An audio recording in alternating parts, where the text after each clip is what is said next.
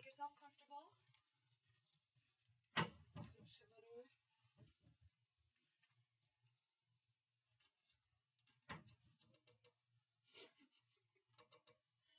Jesus, already done. Okay. All right. Offer you something to drink, water, or anything? You okay? All right. My name's Brittany, as you know. Hold on one second. Let me shut this door.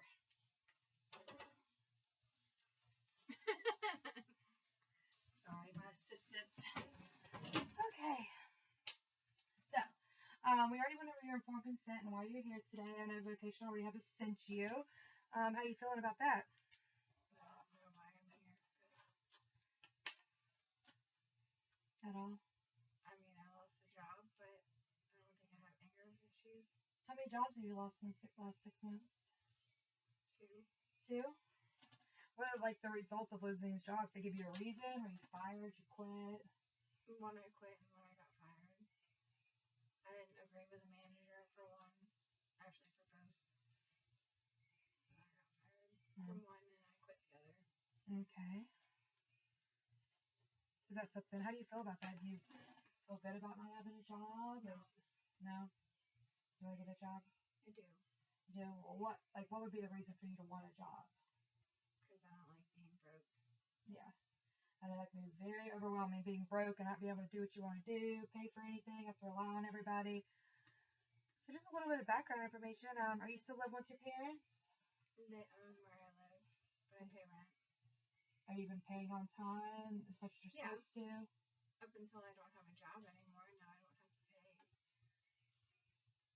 Okay, that makes sense. Now, are they like supporting you at all? Or they're just saying like you need to pay? They're pretty mad at me. They are.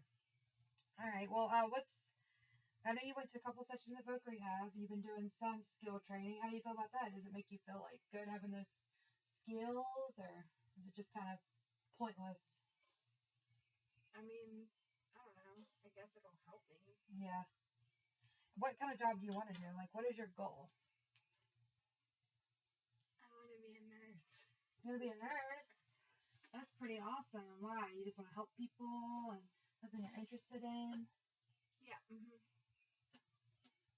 All right. So nurse, that's a pretty big occupation. And how do you think that your attitude plays into that? I should probably work on it a little bit because I'm going to be working with other people and I need to make sure that I can work well with other people. So you're concerned about being able to keep a nursing job with the way you speak with people. Yeah. That's good. I mean, at least you're able to see that, we're moving to that step that you know that some things can be worked on as far as like attitude and anger issues go. Any violence? Or is it more like a verbal? More like verbal. More like verbal? You feel like you're just going to snap at any time? Sometimes, yes. Have you thought about any like stress relieving coping skills you could do? Have you tried any of those? I drink. Drink. Now the thing about drinking is it's not necessarily a positive coping skill. When you want to have a coping skill, you want it to have a positive outlook and, have a good ending. So what about like any sports? I play golf. Golf? How do you feel when you do that? Do you feel relaxed or does it make you angry? Sometimes I get angry. Sometimes you But I try to have more fun with it than I get angry. That's good. That's good. So do you think maybe if we could come up with some coping skills to help with this anger, and you think maybe you could give voc rehab a chance and work through some of these issues so we can get you a job and get moving towards your goals? I mean, I'd be willing to try. You'd be willing to try? All right. That's good. That's good. All right. So let's go ahead and set up, we're going to do something called a treatment plan. This is going to be very vague. It's not going to be anything written in stone. This is pretty much about you and like what you want to do.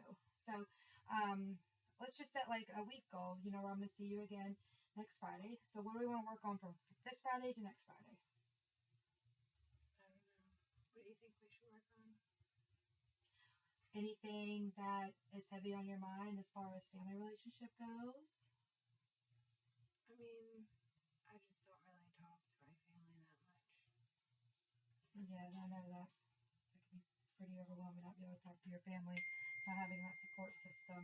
So why don't we maybe do like a a dinner. Maybe your mom and dad can come over and you guys can cook dinner together and talk about, you know, where we're going with this counseling, and maybe there won't be any lashing out or anything like that. I guess we could do that. Yeah, I think that'd be good. Are you coming, or is this just... I'm not gonna come. Okay.